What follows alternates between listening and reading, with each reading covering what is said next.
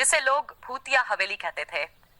कहा जाता था कि जो भी वहां गया वह कभी लौटकर नहीं आया। रात का खौफनाक सफर। चारों दोस्तों ने तय किया कि वे आधी रात को उस हवेली में जाएंगे और वहां के रहस्यों का पता लगाएंगे। जैसे ही वे हवेली के अंदर घुसे, दरवाजा अपने आप जोर से बंद हो गया। चारों ने एक दूसरे की तरफ घबराकर देखा, लेकिन हिम्मत जुटाकर आगे बढ़े। अंदर घुप अंधेरा था, बस दीवारों पर पुराने तैलचित्र और जाले लटके हुए थे। अचानक एक तस्वीर अपने आप जमीन पर गिर गई और उसके पीछे एक गुप्त दरवाजा दिखा। डरते डरते उन्होंने दरवाजा खोला तो एक संकरी सुरंग नजर आई। डरावनी परछाई और चीखें। जैसे ही वे सुरंग में घुसे, चारों को ऐसा महसूस हुआ कि कोई उनके पीछे पीछे चल रहा है। अचानक साहिल ने जोर से चीख मारी, कोई मुझे पकड़ रहा है। सबने पीछे मुड़कर देखा, लेकिन वहां कोई नहीं था। तभी हवेली में एक जोरदार हंसी गूंज उठी, मानो कोई अदृश्य शक्ति उनका मजाक उड़ा रही हो। नीतू ने घबराकर कहा, हमें यहां से तुरंत निकलना चाहिए। लेकिन तभी अर्जुन की नजर एक कमरे के दरवाजे पर पड़ी, जिस पर खून से लिखा था, जो यहां आया वह बचकर नहीं गया। भूत का सामना। अर्जुन ने जैसे ही दरवाजा खोला, वहां एक सफेद साड़ी पहने और उल्टे पैर वाली औरत खड़ी थी। उसकी आंखें कोयले की तरह जल रही थीं। वह जोर से चिल्लाई, तुम्हें यहां नहीं आना चाहिए था। चारों दोस्तों के शरीर में झुरझुरी दौड़ गई। वे भागने लगे, लेकिन दरवाजे और खिड़कियां अपने आप बंद हो गई। तभी अचानक एक पुराना पेंडुलम घड़ी तेज आवाज में बजने लगा और उसके साथ ही हवेली हिलने लगी। रवि ने हिम्मत जुटाकर जेब से भगवान का लॉकेट निकाला और जोर से मंत्र पढ़ने लगा। जैसे ही उसने मंत्र पूरा किया, वह भूतनी तेज चीख मारकर हवा में गायब हो गई। दरवाजे अपने आप खुल गए और चारों दोस्त बदहवास होकर हवेली से बाहर भागे। आखिरी रहस्य। जब वे गांव के एक बुजुर्ग व्यक्ति से इस घटना के बारे में बताए, तो उन्होंने बताया कि वह हवेली एक शापित औरत की आत्मा का बसेरा थी। वह आत्मा अभी अपनी मौत का बदला लेने के लिए नए शिकार की तलाश में रहती है।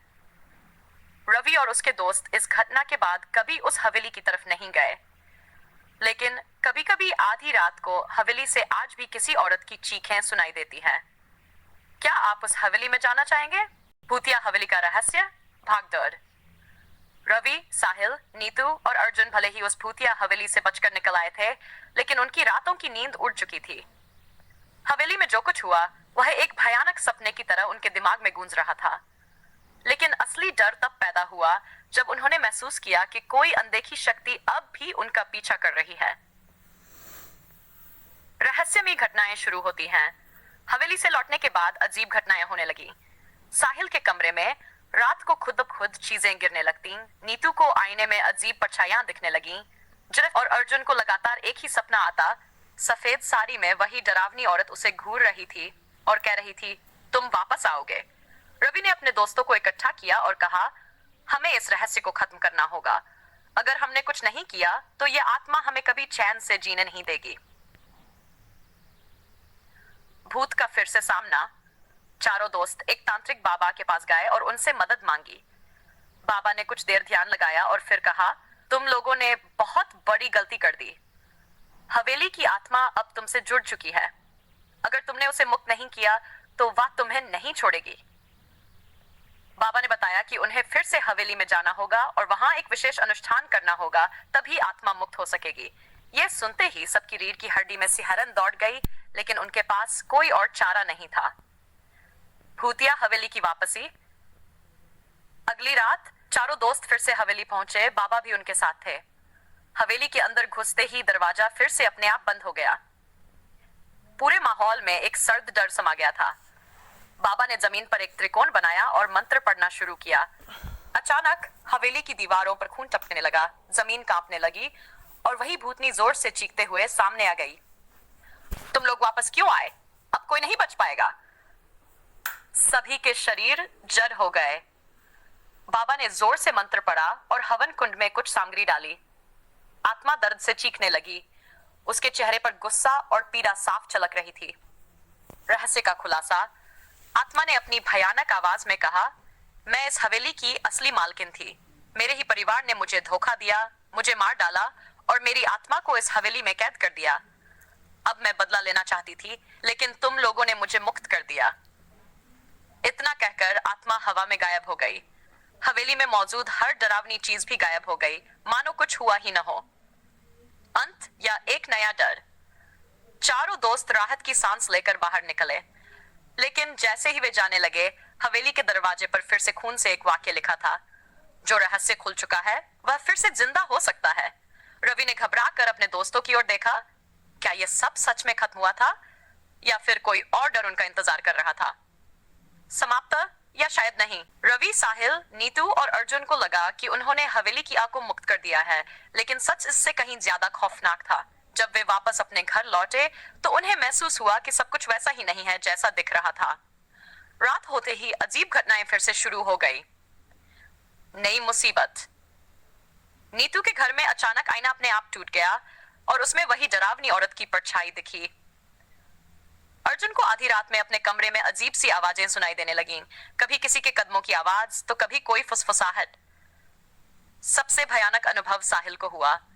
वह रात में उठा तो देखा कि उसकी छत पर खून से लिखा था, तुमने सोचा कि मैं मुक्त हो गई? वह जोर से चीखा और भागकर रवि के घर गया। चारों दोस्त इकट्ठा हुए और तय किया कि उन्हें फिर से उस तांत्रिक बाबा के पास जाना होगा। सच्चाई सामने आई। बाबा ने जब उन्हें देखा तो एक गहरी सांस लेकर बोले, तुम लोगों ने हवेली की आत्मा को मुक्त नहीं किया, बल्कि उसे और ज्यादा शक्तिशाली बना दिया। उसने अब तुम्हारे साथ एक अटूट बंधन बना लिया है। रवि ने कांपते हुए पूछा, अब हम क्या करें? बाबा ने कहा, हवेली के तहखाने में एक पुराना संदूक है, उसमें उस आत्मा के असली शरीर के अवशेष हैं। जब तक वे जलाए नहीं जाते, आत्मा कभी मुक्त नहीं होगी। लेकिन याद रखना, यह काम बहुत खतरनाक होगा। अंतिम मुकाबला। चारों दोस्त बाबा के साथ फिर से हवेली गए। यह जगह अब पहले से भी ज्यादा डरावनी लग रही थी। हवेली के अंदर घुसते ही जमीन हिलने लगी, हवा में अजीब चीखें गूंज उठी और दरवाजे जोर जोर से धड़धड़ाने लगे। उन्होंने तहखाने का दरवाजा खोला। अंदर बहुत अंधेरा था, लेकिन एक कोने में उन्हें लकड़ी का पुराना संदूक दिखा। जैसे ही अर्जुन ने उसे छूने की कोशिश की, एक जोरदार झटका लगा और वही सफेद साड़ी वाली आत्मा उनके सामने आ गई। मैंने कहा था, तुम बचकर नहीं जाओगे, वह जोर से चिल्लाई। बाबा ने तुरंत मंत्र पढ़ना शुरू किया और नीतू और रवि ने मिलकर संदूक खोला। अंदर कुछ पुराने कपड़े और सूखी हड्डियां थीं। बाबा ने उन हड्डियों पर गंगाजल छिड़का और अग्नि डाल दी। जैसे ही आग भड़की, आत्मा भयानक रूप में बदल गई। वह जोर से चीखने लगी। उसके शरीर से काले धुएं का गुबार निकलने लगा और हवेली हिलने लगी। नहीं, मैं मुक्त नहीं होना चाहती। आखिरी चीख के साथ वह आत्मा आग में समा गई और हवेली की दीवारें गिरने लगी। चारों दोस्त किसी तरह बाहर भागे। कुछ ही मिनटों में पूरी हवेली ढह गई। अंत या एक नया रहस्य। बाबा ने राहत की सांस ली और कहा, अब यह आत्मा हमेशा के लिए मुक्त हो गई है। अब तुम सब सुरक्षित हो। चारों दोस्तों ने चैन की सांस ली और सोचा कि यह बुरा सपना अब खत्म हो गया। लेकिन 2 दिन बाद रवि के फोन पर एक अनजान नंबर से कॉल आई। उसने कॉल उठाया तो दूसरी तरफ एक जानी पहचानी आवाज थी, मैं लौट आई। फोन अचानक कट गया। रवि के हाथ से मोबाइल गिर गया। उसके चेहरे पर डर साफ झलक रहा था। क्या सच में यह सब खत्म हो गया था या डर की कहानी अभी जारी थी? रवि के फोन पर आई उस अनजान कॉल ने सबकी नींद उड़ा दी थी। मैं लौट आई, ये शब्द उसके कानों में गूंज रहे थे। उसने तुरंत साहिल, नीतू और अर्जुन को बुलाया और पूरी बात बताई। सबके चेहरे पर डर था, नया खतरा। अर्जुन ने घबरा कर कहा, लेकिन हमने तो आत्मा को मुक्त कर दिया था, हवेली भी ढह गई थी। नीतू ने कंपाती आवाज में कहा, फिर ये कॉल कैसे आई?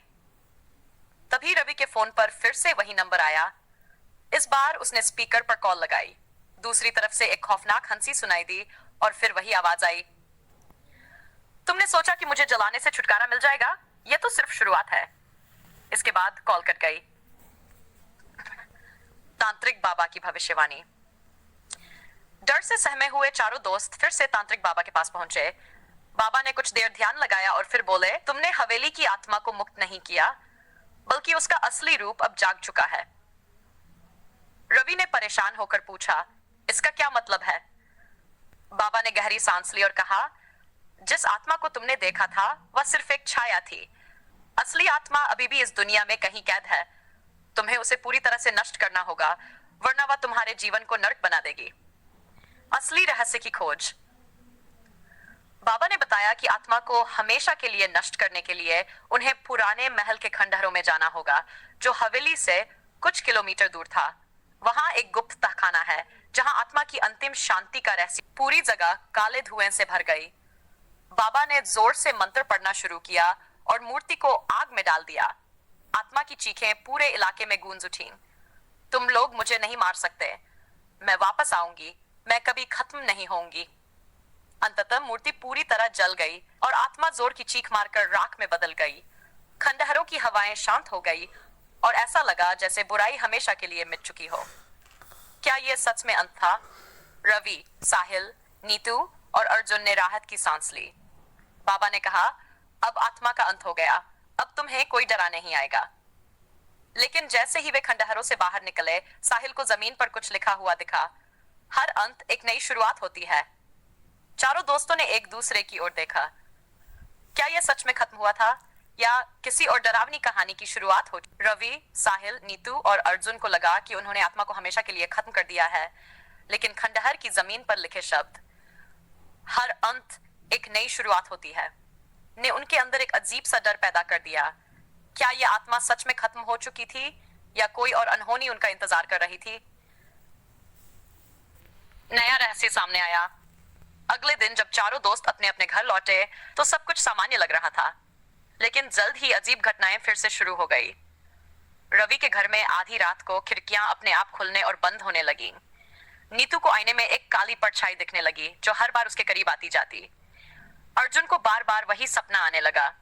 सफेद साड़ी में वो औरत जलती हुई आंखों के साथ कह रही थी, मैं वापस आ गई हूं। लेकिन सबसे खौफनाक घटना साहिल के साथ हुई। एक रात जब वह सो रहा था तो उसे ऐसा लगा कि कोई उसके बिस्तर के पास खड़ा है।